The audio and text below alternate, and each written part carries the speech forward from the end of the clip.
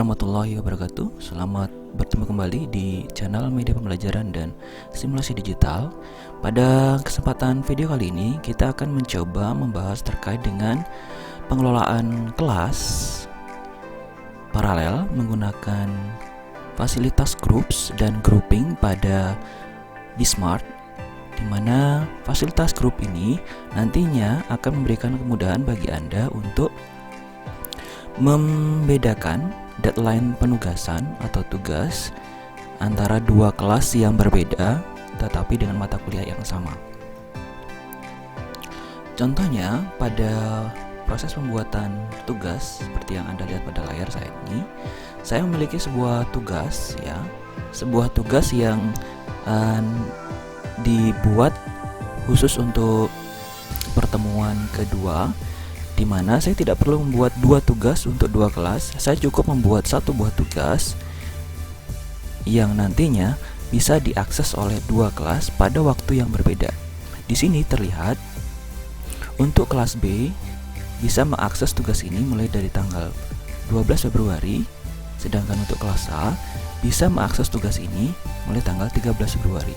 Jadi, untuk kelas A sebelum tanggal 13 Februari, maka tugas pada pertemuan kedua ini tidak bisa diakses. Nah, ini adalah salah satu fungsi untuk mengatur deadline tugas yang berbeda pada sebuah tugas, fungsi grup ya. Nah, bagaimana cara proses pembuatan grup ini? Nah, sekarang kita perlu melihat dulu kondisi course Bapak Ibu, apakah sudah dimasuki oleh mahasiswa atau belum. Baik, untuk mengetahui bagaimana sebuah course sudah terisi oleh mahasiswa atau belum, Bapak Ibu bisa mengakses menu user pada menu administration ya. Cek di menu user ya, ada enroll user ya. Enroll user, diklik ya. Nah, di sini akan terlihat daftar mahasiswa yang sudah masuk. Apabila course Bapak Ibu memang belum pernah digunakan, pada bagian ini isinya hanya Bapak Ibu sendiri yang sebagai teacher ya, status Bapak Ibu sebagai teacher. Nah, tetapi jika sudah terisi pada bagian ini, artinya course Bapak Ibu sudah pernah digunakan sebelumnya atau sudah terisi oleh mahasiswa. Nah, lalu bagaimana perlakuan groups atau proses pembuatan groups yang sudah terisi oleh mahasiswa? Nah, ini nanti perlakuannya berbeda dengan groups yang untuk mata kuliah yang belum pernah dipakai atau mata kuliah baru. Nah, oke. Pada bagian pertama kita akan mencoba membahas terkait bagaimana mengelola grup pada mata kuliah yang sudah terisi atau dimasuki oleh mahasiswa. Nah, caranya untuk membuat grup, kita kembali ke menu administration ya, user di sini. Lalu pilih groups. Ya. Kita tunggu sampai masuk ke halaman seperti ini. Nah, di sini di bagian groups tentunya Bapak Ibu akan melihat bagian kotak kosong ya, belum terisi. Nah, di sini kita buat terlebih dahulu nama grupnya sesuai dengan nama kelasnya saja agar lebih mudah. Misal kita buat pertama create group. Klik create group ya. Sampai muncul tampilan ini. Buat group name-nya misalnya dengan nama kelas A. Lalu langsung saja di save change. Nah, untuk kelas A ya sudah jadi. Lalu kita buat lagi, sekali lagi kita buat kelas B misalnya. Kita punya dua kelas B ya, kita save change ya. Ini kita akan mengelompokkan mahasiswa yang sudah masuk ke dalam mata kuliah kita. Nah, lalu dari kelompok kelas A, kelas B ini sudah terbentuk. Sekarang kita masukkan mahasiswanya ke dalam kelompok kelas A. Klik kelas A, lalu klik add remove user. Add remove user. Nah, di sini nanti ada mahasiswa-mahasiswa yang akan menjadi daftar anggota dari kelompok kelas A. Nah, silahkan tentukan siapa saja yang masuk ke dalam kelas A. Nah, Anda tahunya dari mana? Anda bisa melihat pada presensi online, ya, presensi kuliah. Nah, nanti lihat di daftar mahasiswa, Bapak Ibu bisa melihat di daftar mahasiswa. Ya, nanti Bapak Ibu bisa melihat di daftar mahasiswanya, ya, bisa dipilah. Nah, siapa saja yang masuk ke dalam kelas A. Nah, nanti tinggal dipilih, dimasukkan. Misal, cara masukkan yang pertama, Marisa ini masuk kelas A. Add, klik add. Nah, terus pilih saja dulu semua yang kelas A. Klik, ya. Pilih lagi, tahan tombol kontrol, ya. Pilih lagi. Ini sambil menahan tombol kontrol, ya. Misal mahasiswanya ada seperti ini. Nah, ya, kita klik add. Nah, sampai semua anggota mahasiswa dari kelas A ini masuk ke dalam grup kelas A. Seandainya semua sudah, maka silahkan klik back to group. Ingat Bapak Ibu, ini kita baru mengisi grup kelas A. Sekarang kelas B, caranya sama, add remove user. Pilih yang belum terdaftar di kelas A. Nah, tentu saja pilih yang belum terdaftar di kelas A. Misal add, ya. Jangan sampai salah mengelompokkan. Harusnya mahasiswa yang masuk kelas A tetapi Bapak Ibu masukkan ke kelas B, nanti dapat berakibat mahasiswa tidak bisa melihat tugas yang seharusnya ia lihat. Nah, ini dampaknya. Oke, misal seperti itu, lalu kita back to group. Nah, setelah semua grup sudah memiliki anggotanya masing-masing seperti ini, kemudian kita akan melakukan grouping. Grouping ini seolah-olah kita akan mengelompokkan mahasiswa kelas A yang ada pada grup sini. Jadi ini groups ini sebenarnya kita melompokkan mahasiswanya, ya. Jadi kita kelompokkan mahasiswa kelas A dengan mahasiswa kelas B. Ya, kita kelompokkan. Nah, groupings ini ibaratnya kita masukkan ke dalam ruang kelasnya masing-masing, ya. Ruang kelasnya masing-masing. Nah, sekarang kita buatkan dulu ruang kelasnya. Misal create grouping. Kita buat untuk yang kelas A dulu. Kelas A. Nah, shift change. Lalu kita buat lagi satu lagi untuk kelas B. Kelas B. Save change. Nah, dua kelas sudah kita siapkan ruangnya. Sekarang kita masukkan kelompok kelas A, ya, yang ada di grup tadi ini akan kita masukkan ke grouping kelas A. Jadi ibaratnya anak-anak kelas A pada grup tadi akan kita masukkan ke ruang kelas A. Ini ibaratnya grouping itu ruang kelasnya. Nah, caranya bagaimana? Ada menu show group in grouping. Ini pada posisi icon yang paling kanan, kita klik. Ya. Lalu di sini potential membernya di sini ada kelas A dan kelas B. Nah, ini kelompok grup kelas A, mahasiswa kelas A dan mahasiswa kelas B. Nah, ini ruang kelas A, ini ya. Ruang kelas A kita isi dengan mahasiswa kelas A, ya. Klik add sehingga kelas A masuk ke sini, ya. Untuk kelas B nanti kita back dulu, ya. Yang kelas B kita pilih dulu grouping kelas B, ya.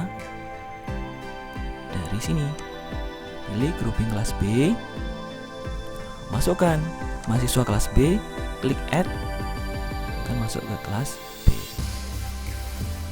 Nah, dengan begini maka nanti Bapak Ibu posisi sudah dapat mengelompokkan penugasan, ya, sesuai dengan deadline tugas kelasnya masing-masing. Baik Bapak Ibu, ini groups, ya, dan grouping, ya. Jadi kita mengelola mahasiswa yang sudah terlanjur masuk ke dalam course mata kuliah kita, sebelum grupsnya dibuat. Baik, ini bagian proses pembuatan groups bagian pertama. Nah, lalu untuk kasus yang kedua bagaimana? Ya, kasus yang kedua adalah posisinya mata kuliah memang belum digunakan oleh mahasiswa.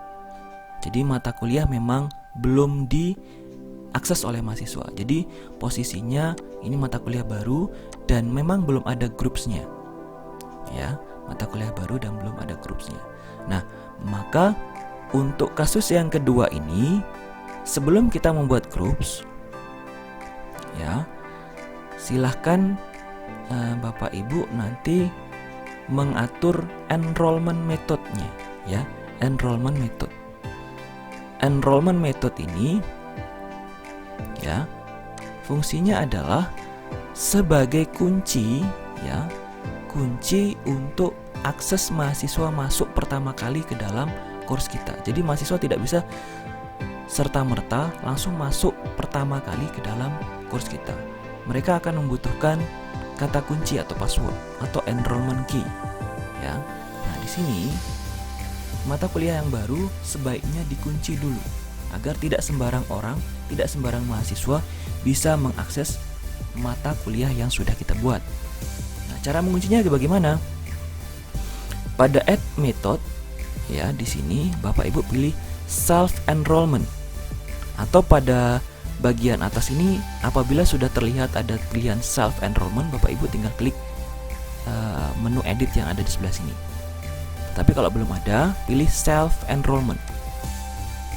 Nah, setelah dipilih, nanti Bapak Ibu akan diminta untuk men-setting, ya.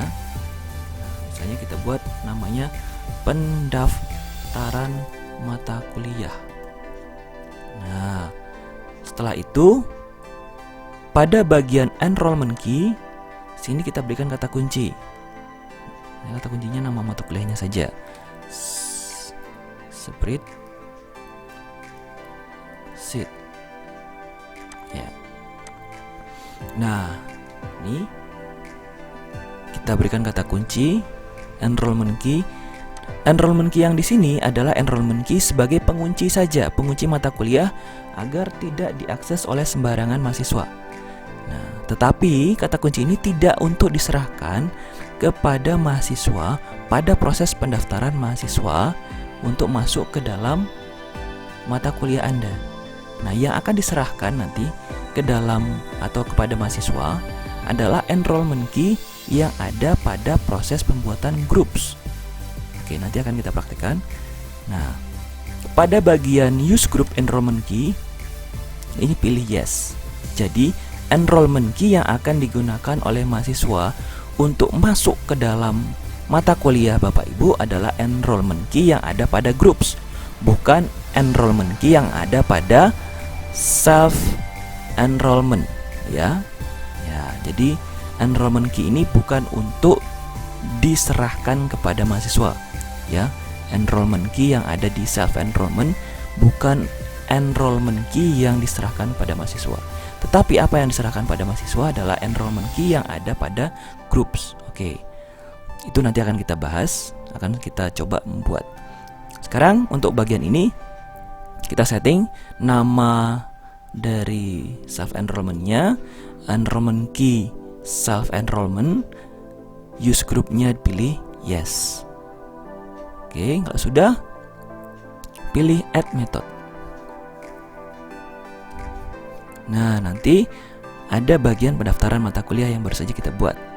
Nah, pastikan bagian mata pada posisi tidak tercoret seperti ini. Jadi posisinya terlihat seperti ini, mata tanpa coret. Nah, artinya self enrollmentnya sudah aktif, self enrollmentnya sudah aktif atau bisa digunakan. Oke, kemudian setelah kita mengatur enrollment method, baru kita mengatur groupsnya tadi. Nah, masuk ke menu user, pilih groups. Nah, caranya hampir sama seperti yang bagian pertama tadi, kasus yang pertama tadi. Nah, yaitu klik create group, kita buat dulu grupnya. Oke.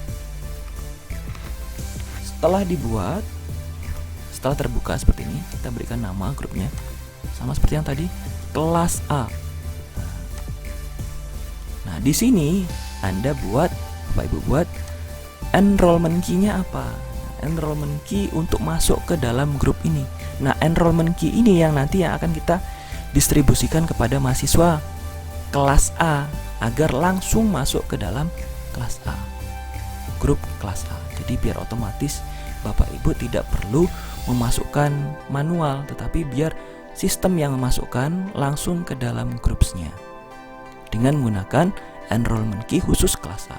Misalnya enrollment key-nya kita buat kunci kelas A. Misalnya seperti ini. Kunci kelas A. Ya. Baru kita save change. Nah, kunci kelas A ini adalah nanti enrollment key yang akan digunakan mahasiswa untuk mendaftar ya ke dalam mata kuliah Bapak Ibu semua.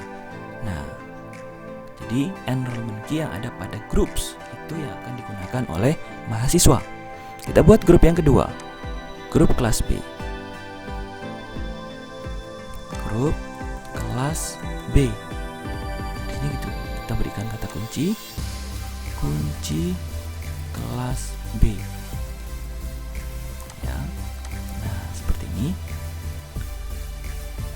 Kemudian save change, ya. Ya. Nah, ini dua grup sudah kita buat. Kata kunci atau enrollment key tadi yang sudah kita buat dalam grup tinggal Bapak Ibu distribusikan ke dalam atau kepada siswa atau mahasiswa yang sesuai dengan kelasnya, ya. Jadi untuk mahasiswa kelas A berikan enrollment key kunci kelas A. Untuk mahasiswa kelas B berikan enrollment key kunci kelas B. Nah, nanti secara otomatis mereka akan langsung terkelompokkan ke dalam grupsnya masing-masing. Oke, setelah kita membuat groups sama seperti yang bagian pertama tadi, kita akan membuat groupingsnya kemudian, ya. Jadi kita akan memasukkan ke dalam groupingsnya masing-masing. Kita create grouping dulu, ya. Nah, di sini kita buat sama seperti yang tadi, kelas A. Nah, ini groupings untuk kelas A. Kemudian satu lagi, ini kita buat kelas B. Ini groupings untuk kelas B. Nah, sekarang kita masukkan kelompok kelas A melalui menu ini, ya. Kita pilih masuk ke dalam kelas A, ya. Dengan cara yang sama, groups kelas B akan kita masukkan ke dalam grouping kelas B yang melalui menu sebelah sini. Ini kelas B masuk ke dalam kelas B. Nah, selesai. Jadi semua mahasiswa sekarang sudah masuk sesuai dengan kelasnya masing-masing. Ya.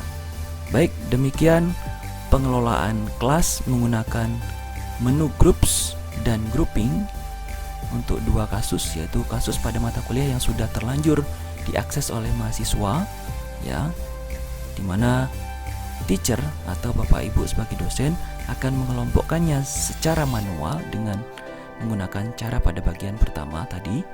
Dan kasus yang kedua adalah mata kuliah belum di-share kepada mahasiswa, sehingga Bapak Ibu bisa menge-share enrollment key groups yang sudah kita praktekkan tadi caranya pembuatannya pada bagian kedua dari video ini.